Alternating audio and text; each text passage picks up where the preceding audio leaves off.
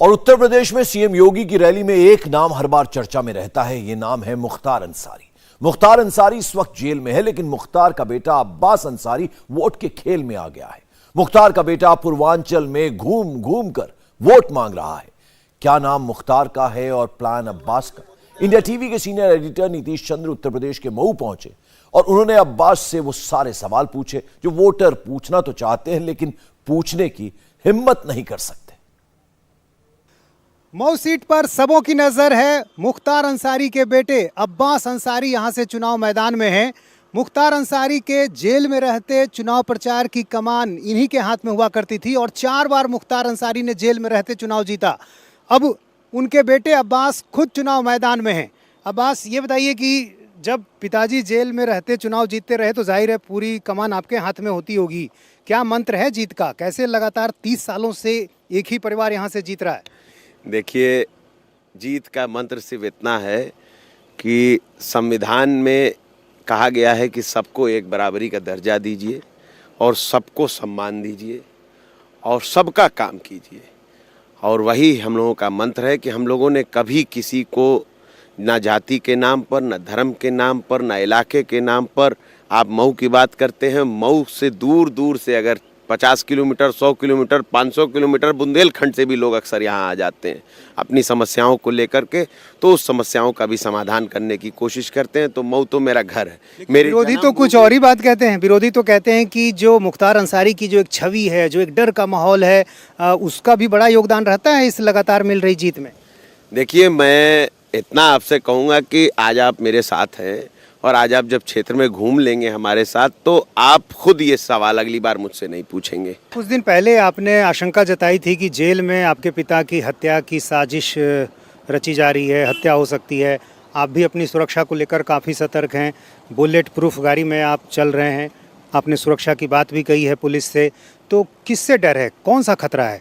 क्या आधार है ये सब कहने का कि हत्या हो सकती है, खतरा है? किससे खतरा? देखिए, जब रक्षक ही भक्षक हो जाए तो परेशान तो होते ही हैं। देखिए, डर तो हम अल्लाह के सिवा किसी से नहीं डरते हैं। हमारा मानना है कि मौत तो जिस दिन लिखी है उस दिन आती है, कोई टाल ही नहीं सकता है। मौत हयात तो अल्लाह ताला के हाथ में है। मगर हाँ, ये ज़रूर है कि सत्ता में बैठे लोग, सत्ता में बैठे लोगों के द्वारा संरक्षण प्राप्त माफिया दाऊद इब्राहिम के फाइली ब्रजेश सिंह, जो कि मेरे पिता के ऊपर 2001 में उसरी चट्टी मोहम्मदाबाद इसी मऊ विधानसभा वो आ रहे थे अब एक कार्यक्रम को संबोधित करने, जब उनके ऊपर गोलियों की बौछार हुई जिसमें हमारे कई लोग, मेरा ड्राइवर भी जो इस टाइम बैठा हुआ है वो भी कई गोलियों से घायल है। पीछे वाली गाड़ी के भी जो ड्राइवर है वो भी कई गोलियों से घायल है। ऐसे मेरे साथ अभी 5-7 लोग हैं, आपसे मैं मिलवाऊँगा, जो गोलियों से घायल हुए थे।